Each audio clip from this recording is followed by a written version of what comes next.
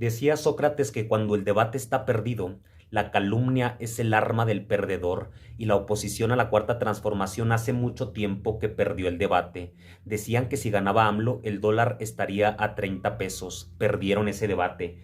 Decían que si subían los salarios mínimos colapsaría la economía. Perdieron ese debate. Decían que si ganaba AMLO nos íbamos a convertir en Venezuela. Perdieron ese debate. Decían que AMLO era un comunista que iba a acabar con la propiedad privada. Perdieron ese debate. Decían que si ganaba AMLO se iba a alejar la inversión extranjera. Perdieron ese debate. Decían que no iba a poder acabar el tren, el aeropuerto o la refinería. Perdieron ese debate. Decían que no iba a haber dinero para entregarle pensiones a los adultos mayores, a los discapacitados y a los jóvenes. Perdieron ese debate. Y como decía Sócrates, cuando el debate está perdido, la calumnia es el arma del perdedor. Pues resulta que hace unos días, algunos medios de manipulación y desinformación revivieron un intento de reportaje del 2010 en el que se acusa a AMLO de haber recibido dinero del narcotráfico para su campaña en el 2006. El pseudoreportaje fue obra de un pseudoreportero llamado Tim Golden y había sido respaldado en un inicio por la DEA.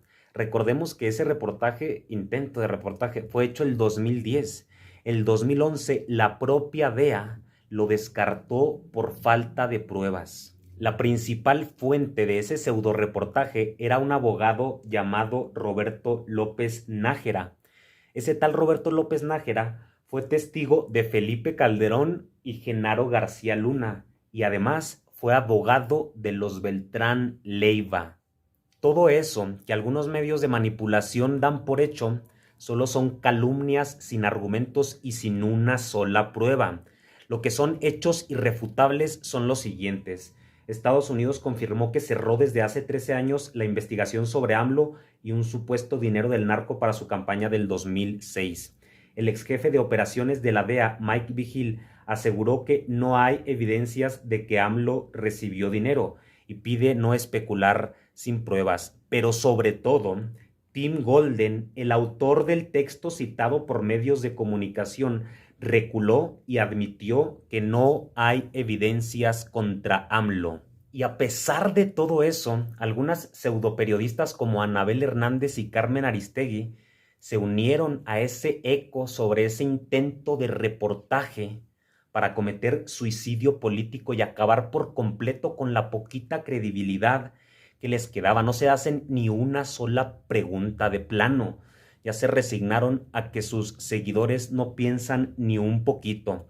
A ver, si se supone que el 2006 AMLO recibió dinero del narco, ¿por qué no sacar esa información el 2012 o el 2018, si era verdad, para evitar que AMLO llegara a la presidencia?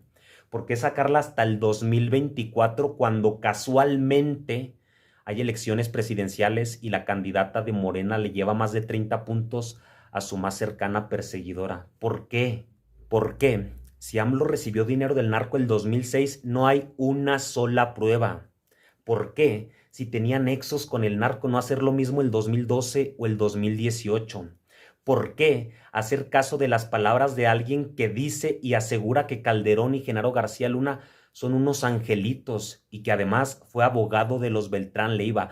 ¿Por qué en año electoral? Preguntas elementales que cualquier mexicano con inteligencia promedio se hace, pero que Anabel Hernández y Carmen Aristegui no se hacen. Ya ni se esfuerzan para mentir. Ya se resignaron a que sus seguidores no son muy inteligentes, que digamos, y no se cuestionan absolutamente nada.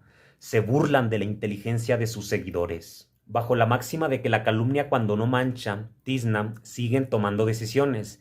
Pero no se dan cuenta que están como el niño que decía, el lobo, el lobo. Ya nadie les cree. Han inventado tantas mentiras en contra de AMLO y la Cuarta Transformación que ya aburrieron.